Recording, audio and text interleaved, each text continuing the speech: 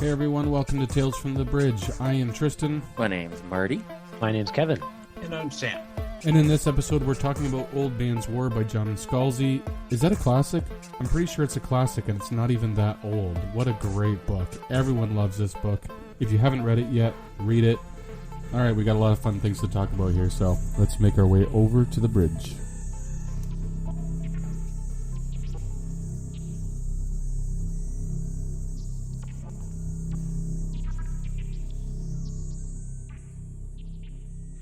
I'm going to start with Dogecoin, little cryptocurrency discussion. It's funny, this linkage, everything we talk about always has to have something to do with Elon Musk. But this is, I think, one of those stories that draws on so many different aspects of interesting things that are happening right now. So this story involves two things. One is signs out in space. So big brands orbiting the Earth, exactly like Blade Runner or this dystopian future.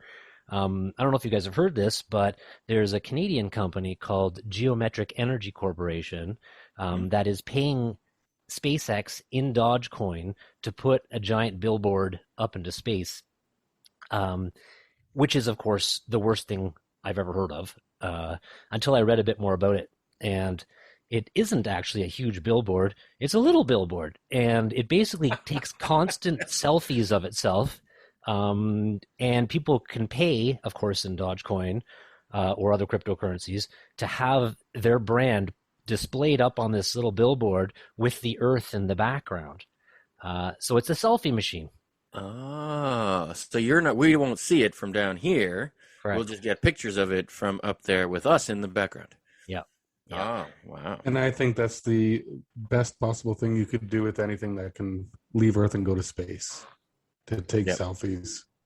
Yeah. What else? The biggest meme coin of all time, Dogecoin. Yeah.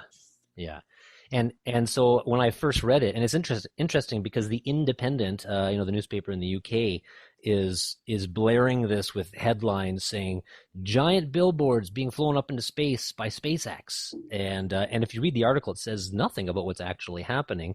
They're trying to sensationalize this as being exactly what we're all fearful of with the commercialization of space. But a little bit of knowledge is always a dangerous thing. Yeah. Right on. Makes for great clickbait. Yeah, and exactly. This also, actually, it's neat. This is the first time I've heard of this concept, and the first thing that came to mind right away was SpaceX and the red Tesla Roadster that they put in space, right? And they kind of took a selfie of this fake mannequin in the Roadster with the "Don't Panic" button and the Earth. Was the Earth in the background? Yeah. At some point. So that's kind of like the first of this, I guess, new trend in advertising that we'll probably be seeing for the rest of our lives. And also, sensationalization of space things, right? Let's what can we do in space and make it exciting to our brand, a la Richard Branson with Virgin and Blue Origin, right? They're all trying to promote and try to get media time, and which is a new thing for us. And they're doing a great job of infuriating huge swaths of the human population while they're at it. So, any media coverage is good media coverage, I guess, right? Yep. And something about Elon Musk too is he takes jokes to the next level.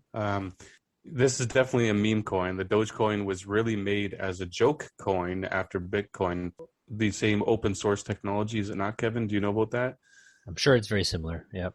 I think it's almost identical or very similar, and I think they update it in different ways, obviously, and they have a group of people, computer programmers, who do things for it. But it's a joke coin, and it's now worth more than anyone thought it would ever be worth, and it's likely going to keep going up. Elon has been criticized for pumping this coin by just making one simple tweet, and then all of a sudden it goes up like 200%, and it went up. I think it went up about 3,000% in the past year, possibly more.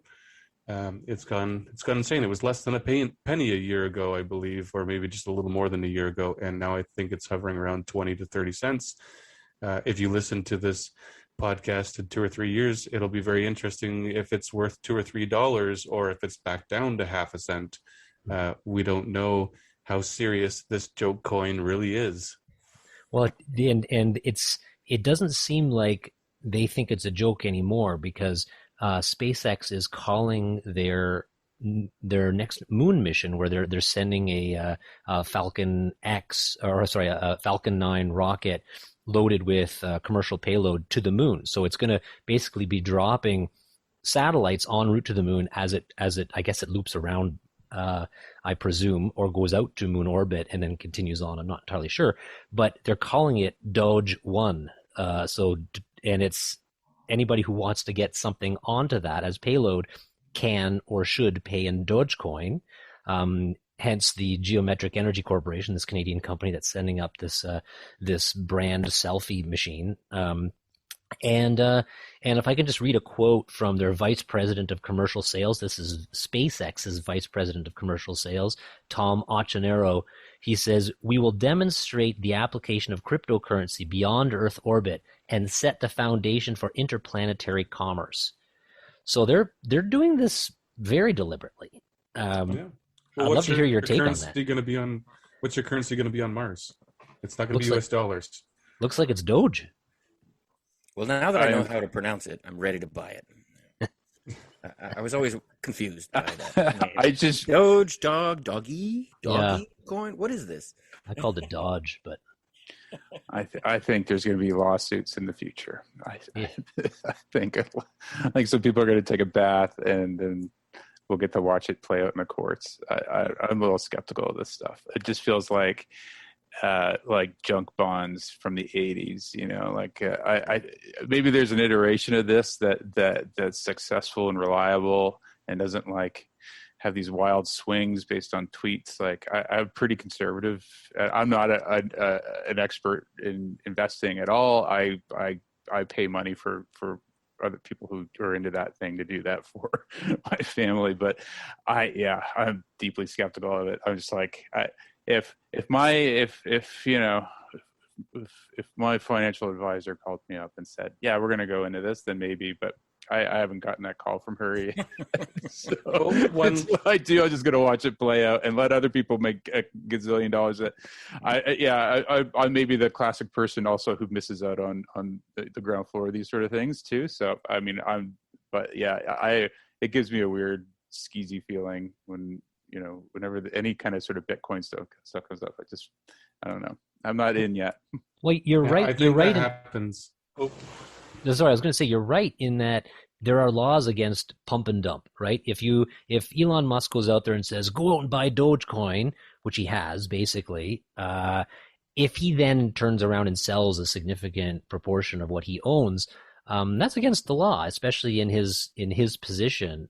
So what he needs to do and what SpaceX needs to do is stick with Doge, and right. Then this is all legit. The question is, he did that with Bitcoin previously, and then he says, "You know what? I'm pulling out of Bitcoin." Or he didn't say that explicitly. He said he's shifting his focus towards Doge, which is just unimaginable to me. I just don't know why he picked that one. When there are so many better cryptocurrencies, technologically. But in any case, we'll see what it goes. Like this interplanetary commerce, the foundation for interplanetary commerce, he's really trying to create a kingdom out there. This little conversation here. Science Musk. Science fiction, science Musk. That's what we should call it. I couldn't help myself. I'm sorry. It had the billboard aspect. It had the Dogecoin aspect. It was just too much. I had to do it. That's great. Well, I like it.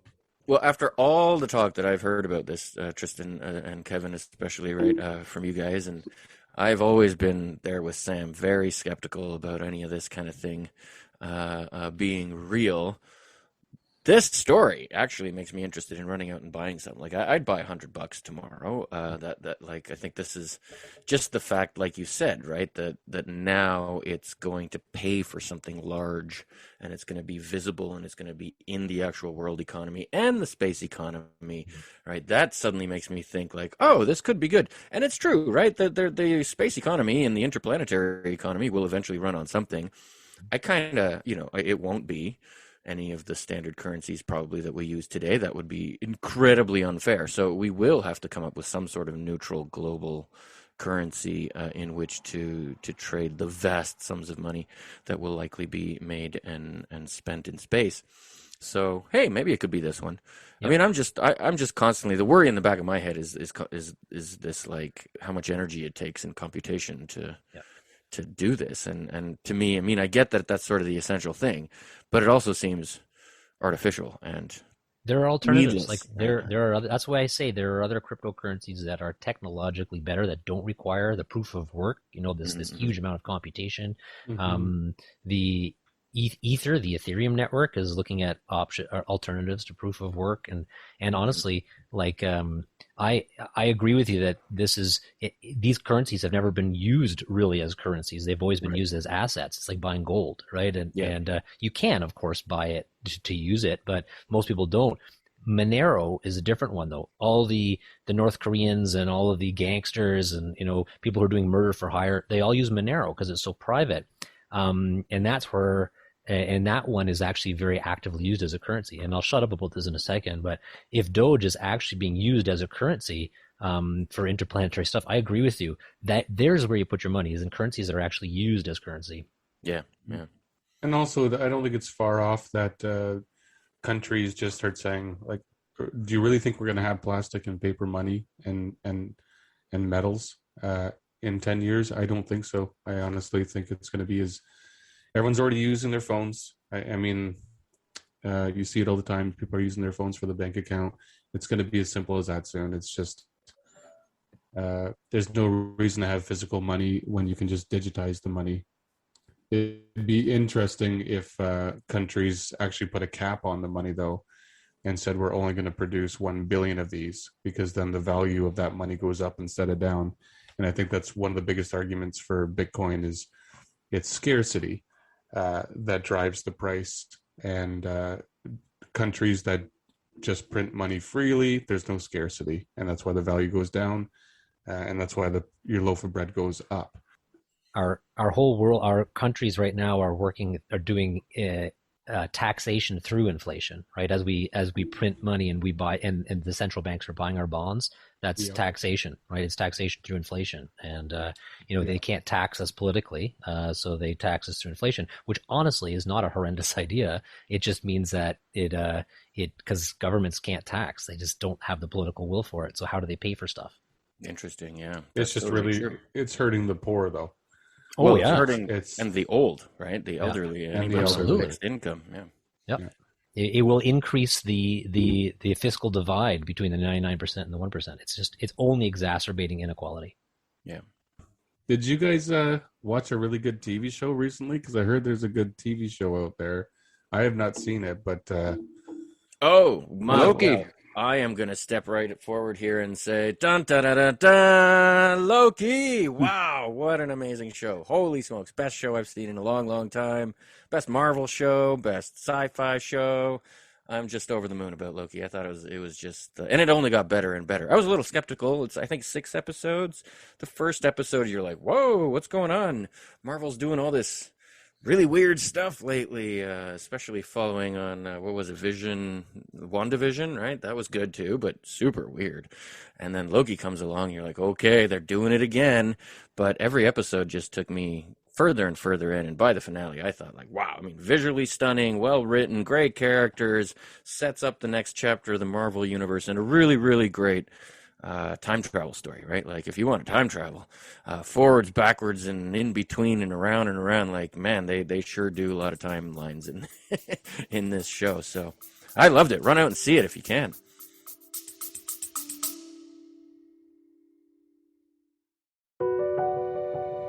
Ever wondered what it takes to make it in the movie business? Peel back the curtain with 4-6 Success Filmmaking. 4-6 Success Filmmaking is where filmmakers share their stories and the secrets.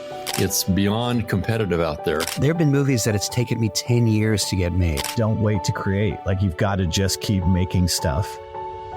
Tune in to 4-6 Success Filmmaking for your dose of cinematic realness, direct from the voices that have lived it.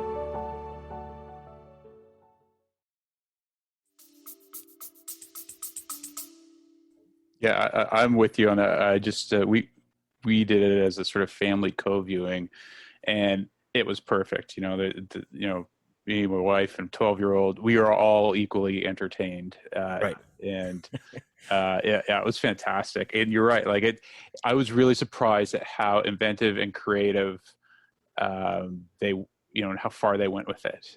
Just having worked in TV and back in the day where we took pitches and they got, they got put through the car wash, and then when they did make it through to air, it's a pretty remarkable gamble that and a creative leap that the commissioning editors took to green light this kind of show. And with WandaVision as well, it really does take some corporate bravery. Yeah, exactly. To get this sort of thing to air. So I was really surprised by it, because I kind of figured Marvel superhero stuff, and it'll be like a sort of watered down daily Thor show of some sort, or spin-off, and Right. absolutely like X-Files level great TV. Really? Fantastic. Yeah, heartily recommend it. The art direction's really good, and like Marty was saying, just the places that they go with this program was really, really something else. And the different Lokis from the different, anyways, I can't give out too. It's hard to know how much to say. Yeah, I don't. Yeah, exactly, because you don't want to spoil it. Like, there's such and it's not even like you could give out all the plot points, but all the spoiler stuff is just all the cool stuff within it. Yeah. So, how many episodes is it? 6, I think. Yeah, 6. Okay.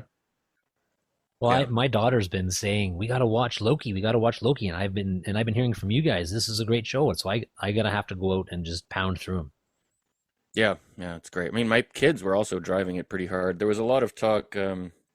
Both my 10 and 13-year-old children are very tuned into, what's going on with kids these days, with their sexuality, with identifying, as different types, and there was news that my daughter brought to me that Loki was officially, going to be sanctioned and put out there as the bisexual superhero. He's bisexual. Loki's bisexual. I'm like, oh, okay, well, that's great. I guess I haven't seen that story yet. I was a little surprised it was Loki. I'm sure there's other candidates out there, and maybe there are. I mean, I'm not saying he's the big one, but it became very interesting to watch this series, knowing that in the back of your mind that, they're also sort of tackling this notion of not just gay or straight, but bi is another unique and in its own sort of identity. And so there's nothing explicit. I don't want to make anyone think that, Loki's like sleeping with men, sleeping with women in this show or anything. That's not at all what's going on. But they did it kind of metaphorically. And I will give away this one thing. I mean, it's kind of the big thing in the show, but it comes pretty early. But there are different versions of all the characters that you know and love on different timelines in this. And we're used to this from the Marvel Universe. But there's a female version of Loki. And so there's a female version of Loki that meets the male version of Loki, and Loki being the archetypal narcissist, right? That is what Loki is. He is a narcissist. It's his character through and through and through, and he falls in love with himself, basically, but and both genders of himself. And so it becomes this really interesting story, I think, to watch culturally from at least this perspective, to see what they do with Loki in this whole show. Yeah, it's also, just as a side note, it's just nice to see Owen Wilson in something again. Oh my God, yeah, great. Yeah. Oh, Owen Wilson's back. Yeah. Oh, he's the co-star, man. It's amazing. Yeah, and he's Oh. he's himself, man. He's right out of Zoolander almost. No, he's not. But I love Owen Wilson, and I see him as who was he in Zoolander? Anyone remember?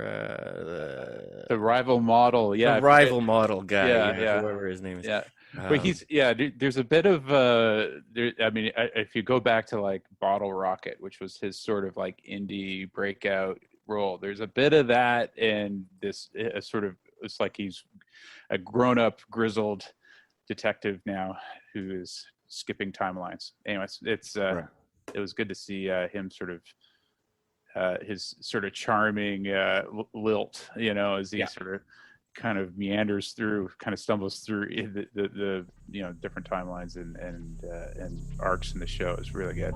Yeah.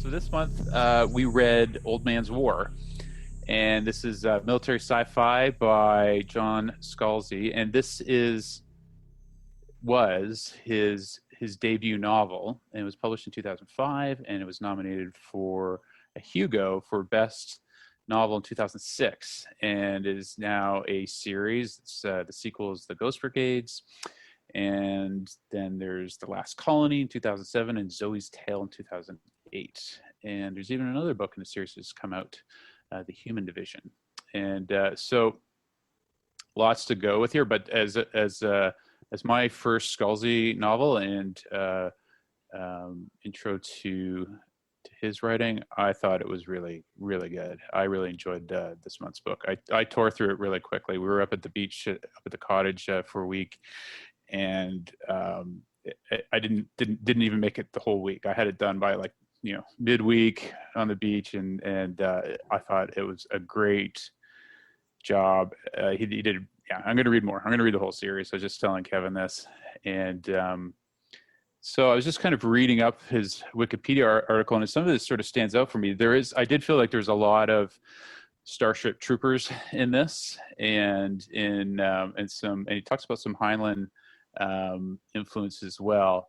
But the idea is that this far point in the future, as people age, they can enlist in the military and the Colonial Defense Forces. It's sort of like a space defense force for human colonists, and so they leave Earth at an advanced age, and then they are given new bodies, and then go off, and they're never allowed to return back to Earth, and they go off and fight on behalf of human interests across the galaxy.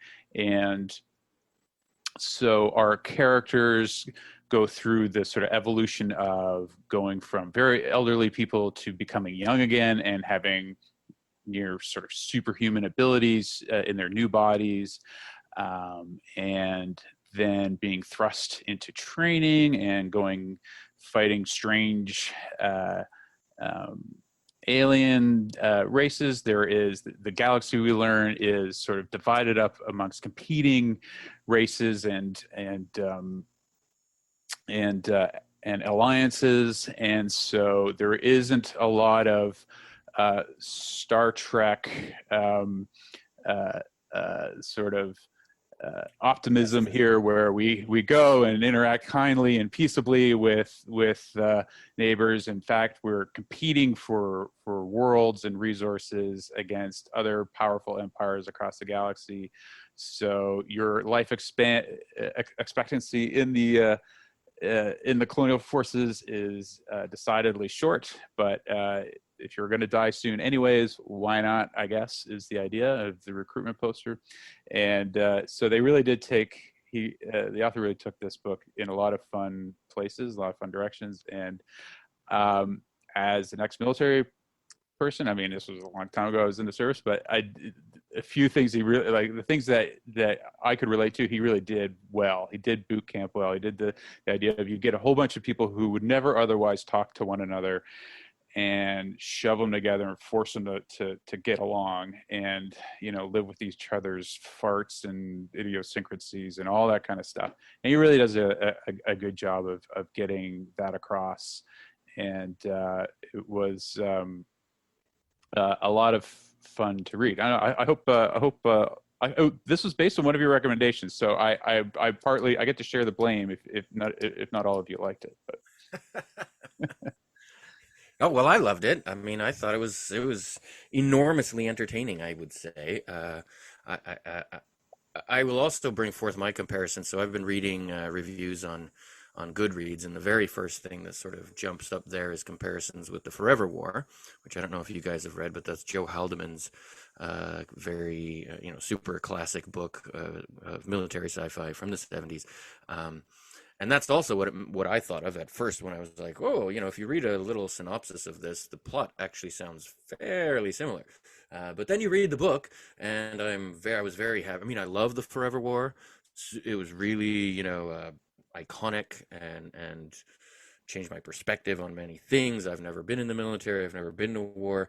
But Old Man's War is not that book, as much as it sounds like it. Old Man's War it's also not just the funny version of that book, but it is funny, right? Whereas the Forever War is not a funny book. There's no humor there. I love the quality of the writing. I just thought he's just a great writer. He just has this mysterious something. And, we've been reading a lot of different writers, and I still don't know how to tell what it is that some writers do that others just can't or don't. But John Scalzi's an amazing writer. I mean, it's just effortless. I flew through this book too in like 3-4 days max. It's entertaining. It's all conversations. It's all characters. I thought the battle scenes were fun. I thought the not battle scenes were fun. The conversations between aliens and humans. I mean, he just really drew me in. I'm totally into this series. I would love to read the rest of it too. Absolutely. What do you think, Kevin? Yeah, I agree with about the writing too. There wasn't a word in this book that was unnecessary. He's not a verbose writer, and I really appreciated the getting to the point and getting it out there, and without being especially for this type of book, right? For this type of book, it worked really well, his writing style, and he had some really cool ideas. The central concept at the beginning that you were talking about, Sam, where these people who lived nice, cushy lives on Earth are given this option to prolong their life, but they have to go into the military, and that's a great conundrum, even to a pacifist, somebody who really loves life at the age of 75 and has to make this decision. The idea of going into the military might be unpalatable, but if I get a second chance at life, maybe I would take that, right? Like, even myself, I'm certainly not somebody who would gravitate towards the military, but I kept thinking to myself, wow, if I could get a whole new body and if I could start again, maybe I would do my 2 to 10 years worth of military time, despite the terribleness of killing aliens and maybe being violently killed, right? I would certainly be tempted, and I don't know, would you guys be tempted to do that? Oh yeah, 100%. Yeah. Well, and I think that's the amazing. Just for the one time when you first get your new body, remember that chapter where they just have fun for a week or so? They just have sex for a week. Yeah. Oh yeah, that was great too. Like, for that, after being yeah. Then I'd put myself out the airlock. I'd be like, I got my week. Thanks, guys.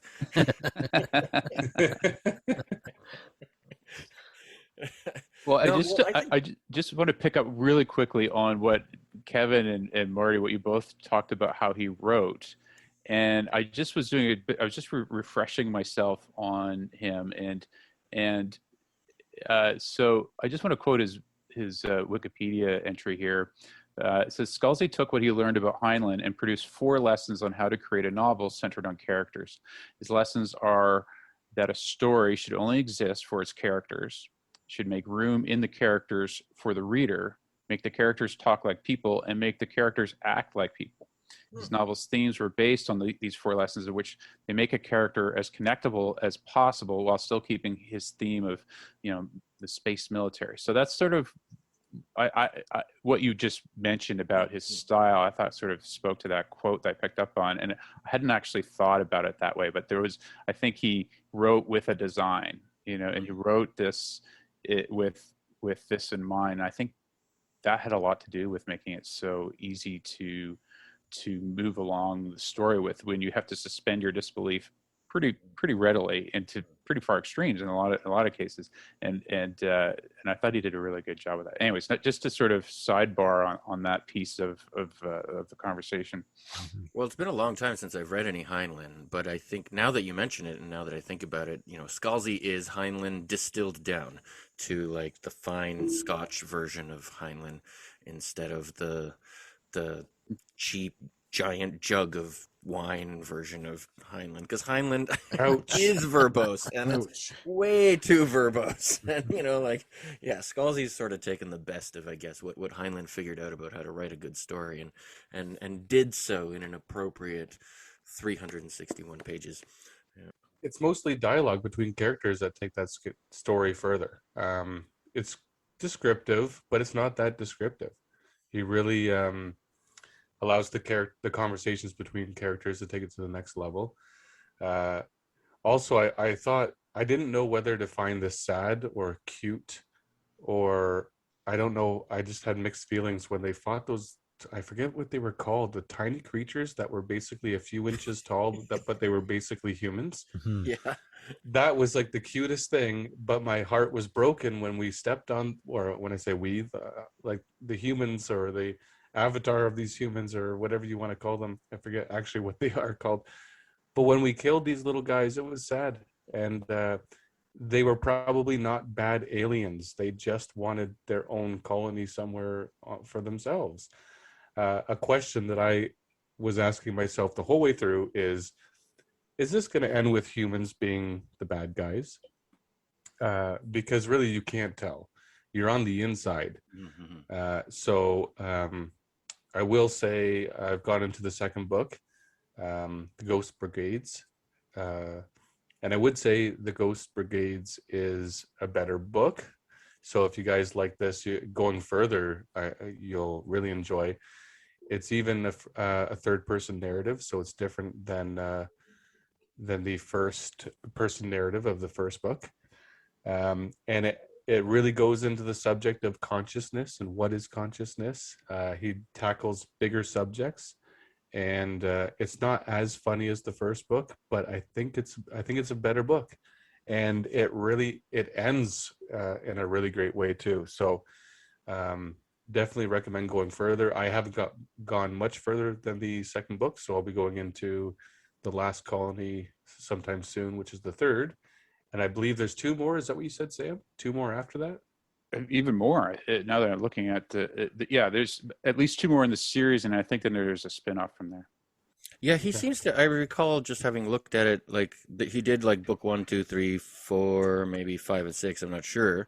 And now there's books 1.5, 2.5, 3.5, something like that. I've noticed is the way they're categorized. So I don't know if he's inserting, like in Ender's Game, right? The Ender's Game saga. He sort of inserts maybe a different story, right, in the same time. I don't know if that's true, but yeah, there are a lot of books. I do have the passage about the Kovandu 1-inch tall people. God damn it! That too. I said, grab the Kovandu like a ball bearing and angrily flung him into a nearby skyscraper. He zoomed off, spinning in a flat arc, decelerated with a tinny thunk when he hit the building and fell the 2 remaining meters to the ground. Any other Kovandu in the area apparently decided against assassination attempts. I turned to Alan. Don't you have a squad to pay attention to? I asked. He'd been promoted after his squad leader had had his face torn off by an angry Gindalian. I could ask you the same question, he said, and then he shrugged. They're fine. They have their orders, and there's no real opposition anymore. It's clean and sweep. The Tipton can handle the squad for that. Oh, Keyes told me to come hose you down and find out what the hell is wrong with you. So what the hell is wrong with you? Christ, Alan, I said. I've just spent 3 hours stepping on intelligent beings like they were fucking bugs. That's what's wrong with me. I'm stomping people to death with my fucking feet. This, I swept out an arm, it's just totally Fucking ridiculous, Alan. These people are 1 inch tall. It's like Gulliver beating the shit out of the Lilliputians.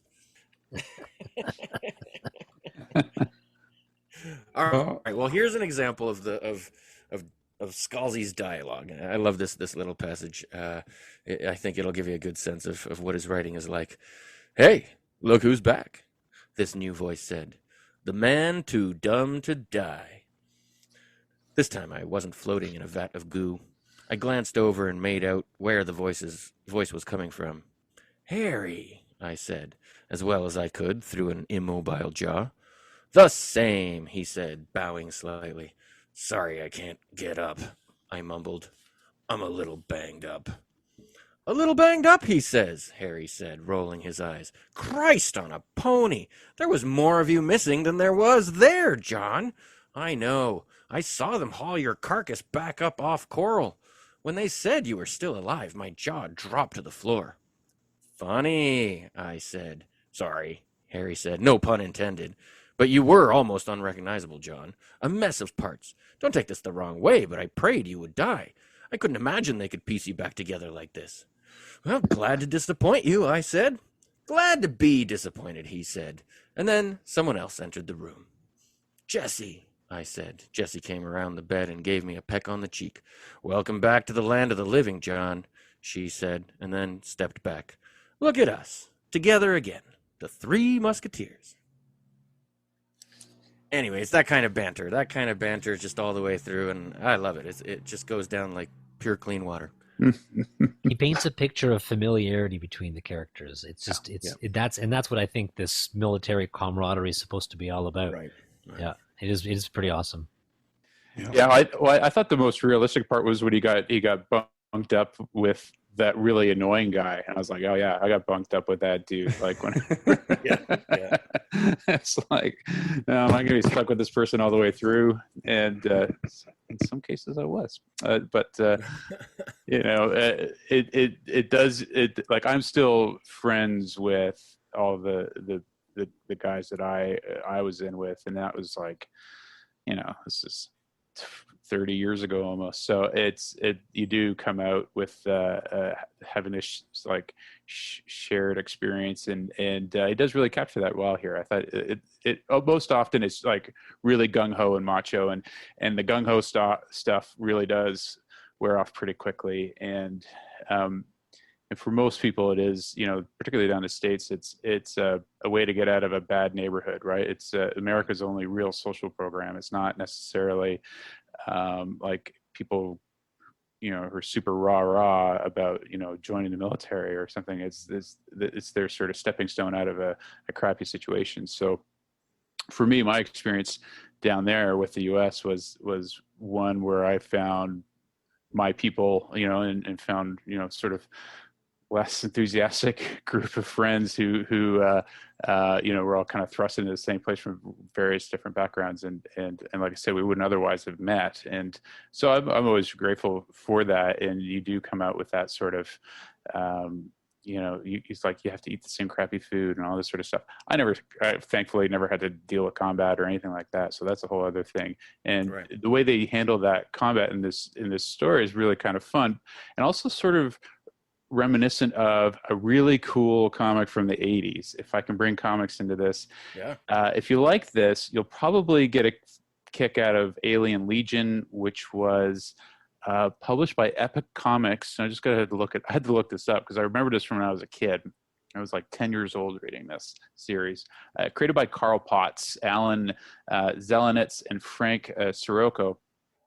And it's a totally fun, like it's like the French Foreign Legion, but in space. It had a lot to very similar sort of stories like this one, where they're going from planet to planet and fighting strange aliens and lots of lasers and spaceships. And it kind of brought me back to that. And so if you want, if you really enjoyed this and you're looking for, again, a kind of fun read, but with pictures, there's good graphic novel that goes along with this.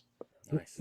One thing I would say also about this is for those of you who don't like war movies necessarily, or war books, or things like that. This type of thing almost gives you social license to like the warring, because they make the aliens such other. They are so evil. They are so hell bent on destroying humans, and they're so ugly, and they're just, it really caters to this terrible base element of humanity, which is hating things that are other than us. But it almost provides you that social license to say, you know what, just go kill them all. I feel fine about you blowing them up. There's no problem with it. If you have moral problems with killing other humans and you don't like war stories in that regard, you don't need to worry about it, because the Scalzi does such a good job, with the exception of those little tiny humans that he was stomping on. Apart from that, all of the antagonists are just so terrible. We want them dead. And I'm not usually a big fan of explicit war stories, but this one I really enjoyed. I thought it was great. Something to note about Mr. Scalzi is he has a new book coming out in March 2022, and it's called The Kaiju Preservation Society. And we've reached out to him, and he likely will be joining us in early 2022. So that's kind of exciting.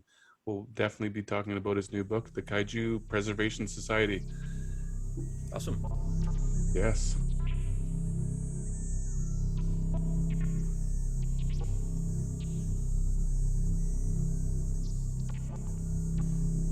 Yes. So the next book we are reading is Shards of Earth by Adrian Tchaikovsky. I've already gotten into this book a little bit. I have to say the characters are just beautiful. You like every single one of them. The story is it's very well put together. Tchaikovsky is a really neat writer. I believe he's been mainly writing fantasy for the past 10 years, and he just started to do some science fiction in the last 3 or 4 years, maybe 5 years.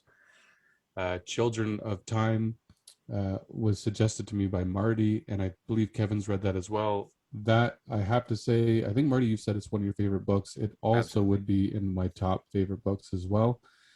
So what we're reading this month is very different. Shards of Earth is very different from that.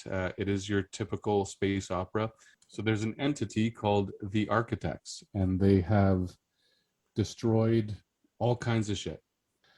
And the Architects left, and they haven't been seen in about 80 years. And then we meet a group of people who kind of go on this adventure. And two of these people were around 80 years ago when the Architects first left. So it's a really chunky book, just like Children of Time. The pages just they turn themselves. That's what I'm finding. It's about it's nearly 600 pages, and I'm just about done because it felt like nothing. Because the way that Adrian Tchaikovsky writes is just so entertaining, and he just pulls you along. He makes every character likable, and you fall in love with the way he tells a story. So I hope you guys like this. Yeah, Shards of Earth, Adrian Tchaikovsky. Also, And this is hot off the presses, right? This is August 3rd, 2021. Yep. So this book did just come out, and already a lot of people are raving about it and saying it's just super fun, and it's a great a book for anyone to pick up. I would agree. I would recommend this book to anyone because it's a fun romp. It doesn't bend your mind as much as the Children of Time, Children of Ruin, because, like I said, it's kind of a fun space opera. But he seems to just really connect with the human spirit and share that with other species, so that when we read about other species, we're able to really relate to them. Mind you, there are many human characters in this book. So when we talk about this book, Shards of Earth by Adrian Tchaikovsky, we are going to have Stephen Novella join us as a guest host. He is also going to be reading this book, and we are going to have him on the episode talking about the book and going through a regular episode with us. So I think we're all super excited to have one of the godfathers of podcasts join us on the show as a guest host. Awesome. That's totally exciting. Well, I'm really excited about this book, about talking to Adrian Tchaikovsky, about co-hosting with Stephen Novella. Things are really picking up for us. But Adrian Tchaikovsky is easily my favorite, like, contemporary science fiction author. I love his books. I love everything he's written. Unbelievable. Like Children of Time, it by far the best ending of a book I've ever heard in my life. Like, he just keeps you going. He strings you along, and you're fascinated and interested, and you just want to know, how is he going to pull this off? How is he going to bring it all together? I mean, it's this tome looking book where you're like 50 pages from the end, you still don't know how he's going to end it, and 20 pages from the end, you still don't know, and 2 pages from the end, you're still like, what? I've got 2 pages. How is he going to pull this off? And literally in the last page, he just brings it all together. It's the best ending I remember reading anyway. And I love that book. And the sequel was just as good. And it's really, they're both books about, they're biological science fiction. So I kind of love that, right? Very sciencey, very biology based, very much, thinking and talking about the evolution of a species, the evolution of intelligence in a species, the particular kind of intelligence that could evolve, based on the environment and the evolutionary history of a species. So I don't know if that sounds boring. To me, that's super fascinating because all my friends are biologists. But You nerd. Children of Time was awesome, and I might even bring it back as one of my choice for the book of the month because I love it so much. So I'm really excited about reading Adrian Tchaikovsky's latest sci-fi novel. I love that it's space opera. I'm really ready for that, and can't wait to talk to him. Great. Me too. Good All on. right, let's shake things up with some trivia. All What do you right. got for us? All right, what do you got for us, Sam?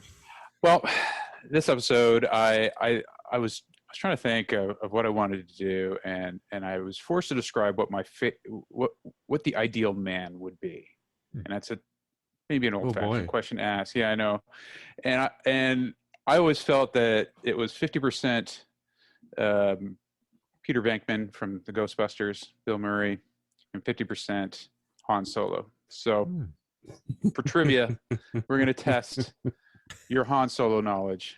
Are you guys ready? Are you Han Solo'd up? Oh, I'm ready. Yeah. I'm ready. Yeah. Totally. I was hoping for a little Luke Skywalker, but Sam is more into Han Solo, so Screw that guy. Yeah, Totally Han Solo. got some odd stuff here. Okay. Starting off, what is Han Solo's home planet? I can give you options. dang. So, I Maybe want to I'll say guess. Earth, but it's just they're from another galaxy. so is it Dagobah, Tatooine, or Corellia? Corellia. Dagobah. Tatooine! It's Corellia. Damn it.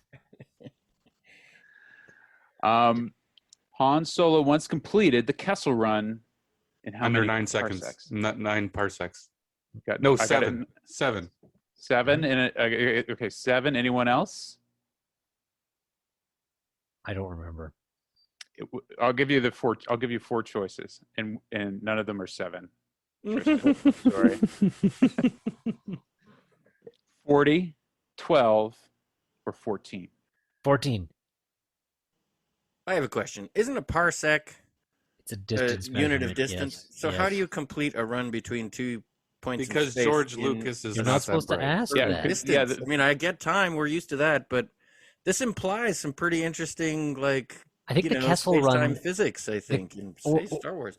or the Yeah. Kessel Run is a discussion of time, right? So maybe the Kessel Run is something that involves, I don't know, 3 days worth of movement, Oh, I and see. you can the do Kessel that. run is a unit of time. Maybe. And you do it in a unit of space. Okay, I Yeah. can get that. Mhm.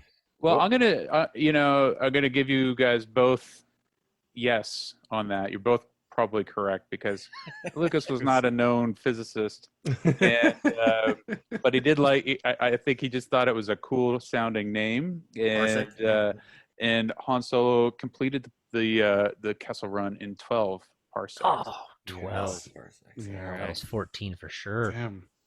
Hey, All how right. far is a parsec? Anybody know? Mm, No Oh. idea.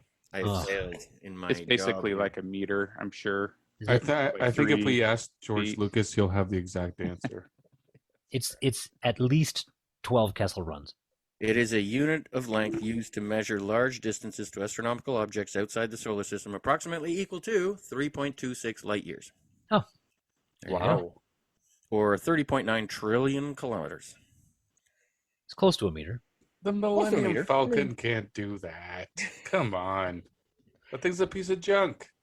And I saw Solo. So It he didn't did feel 12 that of long. those. He did 12 parsecs. Is the whatever that means. Apparently. It means In he the did Kessel about Run. 40 light years worth of traveling. Nice Oh, one, that's George. All right, good work, George. Good question. All I right. like it. Why did Jabba the Hutt place a bounty on Han Solo's head? Didn't Was he owe it him because money? I can give you options? Can Was it I because- just throw one guess, even though I'm never right? Yeah. He was delivering some spice, and he left. He didn't complete the delivery. Spice, you're in the wrong universe, dude. No, that's it's his spice. Oh. that's correct. Oh. 100% Really? correct. Yeah. There's Yeah. spice in the Star Wars universe? He dumped a valuable shipment of spice. Wow. So spice. So Han Solo was a spice. Not a hustler, Runner. a runner, I guess. Spice runner. Yeah. Spice runner. But the spice that was totally taken from Dune. So Star Wars was very much taken from Dune, and actually Villeneuve, whose Dune's coming out very very soon, said that he went to Star Wars hoping to see Dune, and he didn't get it at all, and he was always just disappointed with Star Wars, Oh. but also realized how much it ripped off from Dune. So Sorry, I ripped off these questions from someone else, so we're all stealing today. yeah, we got to steal a bit. We got to steal. Everybody steals all the time. What was it? And we've said this before, but the bad artists copy, good artists steal, Mhm. and I that's always a good one. All art is theft. All right. How did Harrison Ford get the role of Han Solo? Anyone know this story? I know this one. He was a carpenter on set, right? Oh. Yes. And Really? and I think I don't know the next step, but I know that either there was some mix up with casting, and he said, "Hey, I'll do it," or I don't know. Do you know the rest of the story, Sam? I do, and none of what you said is correct, but Damn I it! did like it. It was good. Wait, I have an answer.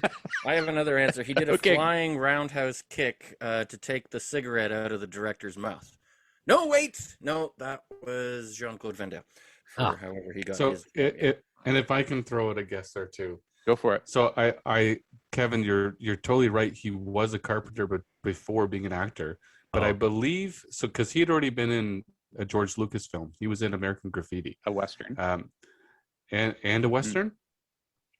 So, but I think he was just asked to come in and read opposite a character, and his reading, I think he had to read for someone like Mark Hamill or something like that, or maybe even Carrie Fisher, and he was just supposed to read the opposite line for their audition, and then he did well, and they asked him to stay. I feel like it's something like that, but Sam's got the right answer here.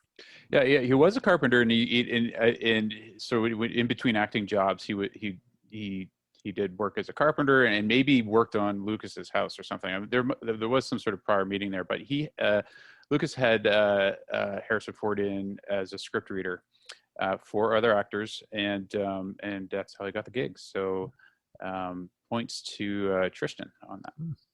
Tristan's the trivia champ today. There you Well, go. knocked him out of the park, man. Well, it's Star Wars, man. It's not science. Well, And we proved that today with a parsec. Yeah. True. All right. My final question. With the help of Chewbacca, what planet does Han Solo rescue the Wookiees from, and in what program? I'm guessing it's the Christmas special, the famous Christmas special. Yes. Oh, Well, I it got was- one right! But Yes! it's not called the Christmas special. Oh, is that? No, Oh. Well, it's a holiday special. the holiday special, and it And would be the planet, though, you still got to name the planet. Two-part question. Kashyyyk. Earth. Yes. So, What is it? Kashyyyk, Kashyyyk. Oh. There you go. Wookiee planet. Chewbacca's wife is Mala.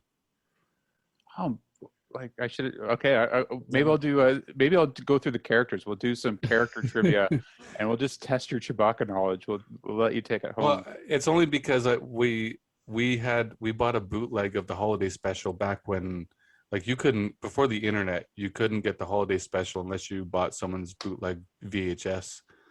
And I remember getting that when we were kids.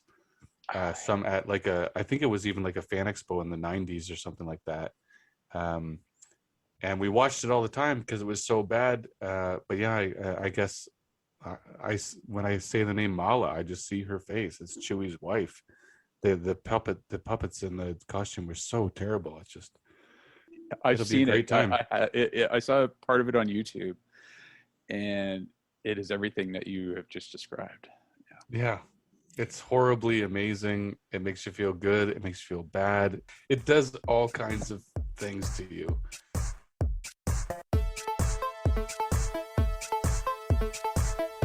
If you have not seen the holiday special, please go look at that right now. I think it's on YouTube. You no longer have to buy it on VHS from some guy in a back alley. It's out there. It will make your life better. Even if you hate it, you'll reflect on your life and realize how lucky you really are. All right, Adrian Tchaikovsky's Shards of Earth. We will catch you later. Thank you for joining us. Until next time.